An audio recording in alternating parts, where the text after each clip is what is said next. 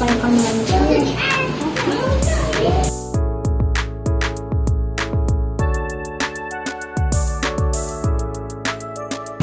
Selamat pagi Mbak Mila, saya Nasil, perawat Universitas yang hari ini akan mengedukasi Mbak Mila terkait keluhan-keluhan yang Mbak Mila rasakan.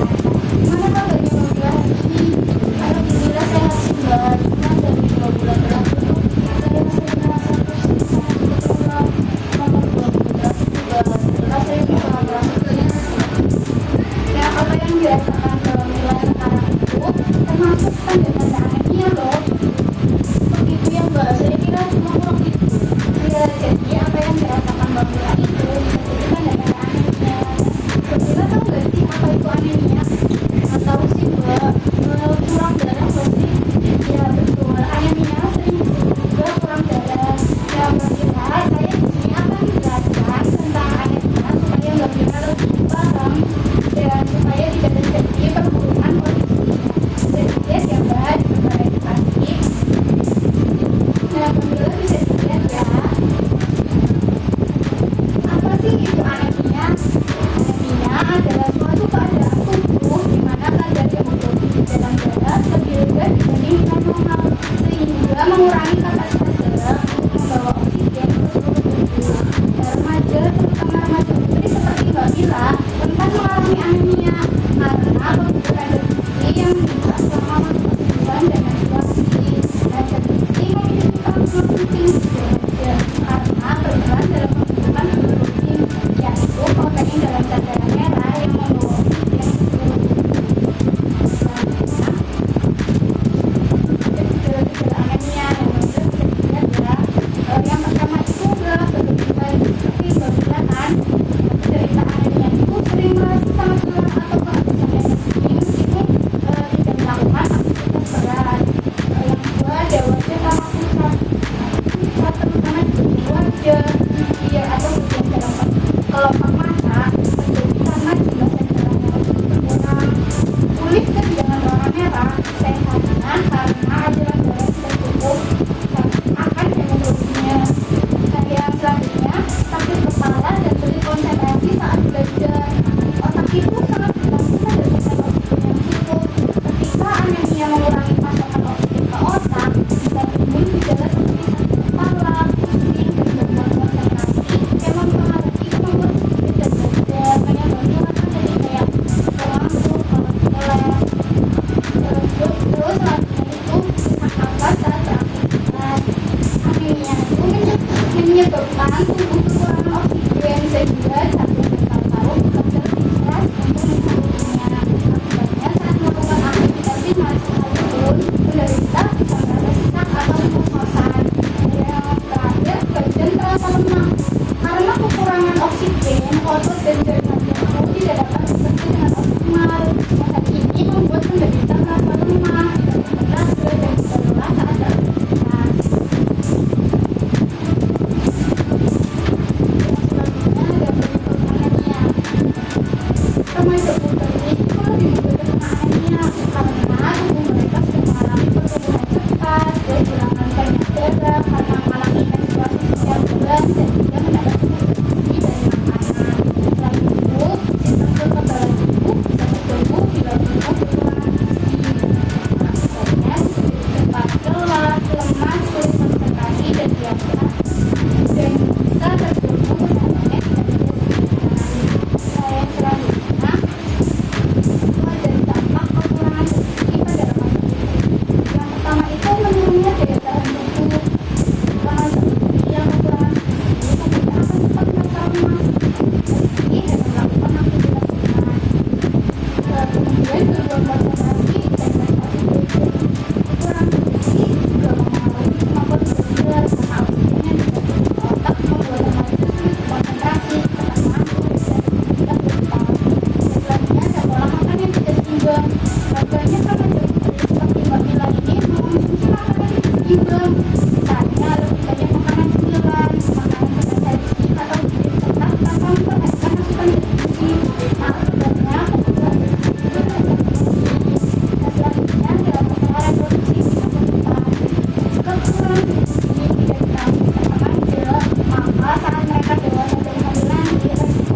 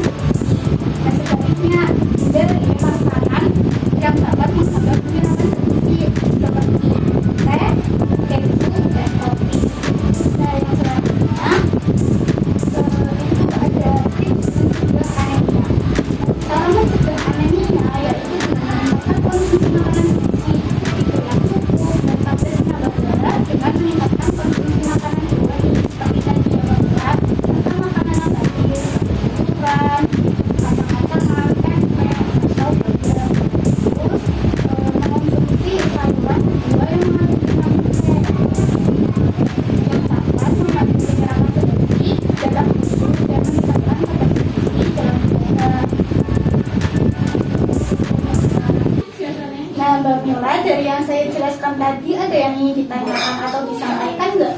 Nah ini Mbak, sebenarnya dari 3 bulan terakhir ini aku lagi coba jadi vegetarian. Jadi aku lagi nggak makan daging-dagingan atau ikan. Ya, kok kamu nggak bilang kayak gitu?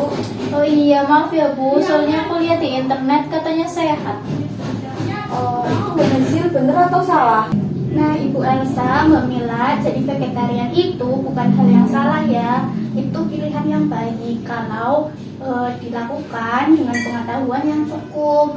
Tapi tubuh kita, apalagi remaja seperti Mbak Mila yang sedang bertumbuh dan menstruasi tiap bulan, itu butuh zat besi supaya tidak lemas dan tetap sehat. Nah, kalau zat besi dari daging itu memang mudah diserap oleh tubuh. Tapi kalau kamu tetap mau jadi vegetarian, bisa kok zat besinya itu diganti dari makanan nabati seperti tadi kan ada tahu, tempe, bayam, atau kacang-kacangan. Tapi harus dibantu juga dengan vitamin C seperti jeruk, tomat, atau stroberi biar penyerapannya itu maksimal. Nah, kalau kamu masih bisa mengonsumsi telur, itu juga bisa jadi sumber zat besi tambahan. Tapi kalau tidak, tetap bisa kita atur dari sayur dan kacang-kacangan, asal pilihannya tepat dan rutin. Nah, bukan berarti kamu harus makan daging, tapi kamu harus lebih hati-hati dan tahu makanan nabati mana yang bisa bantu kamu tetap sehat dan mencegah anemia. Nah, Bu Elsa, nanti tolong dibantu makanannya Mbak Mila ya. Baik Mbak Nazil, saya akan atur makanannya Mila. Nah, Mbak Mila, sebelum saya pamit, saya mau tanya dulu nih ke Mbak Mila biar saya tahu Mbak Mila sudah paham atau belum. Nah, Mbak Mila masih ingat enggak apa sih itu anemia? Kekurangan darah merah atau hemoglobin, jadi badan sering lemas atau capek ya Bu?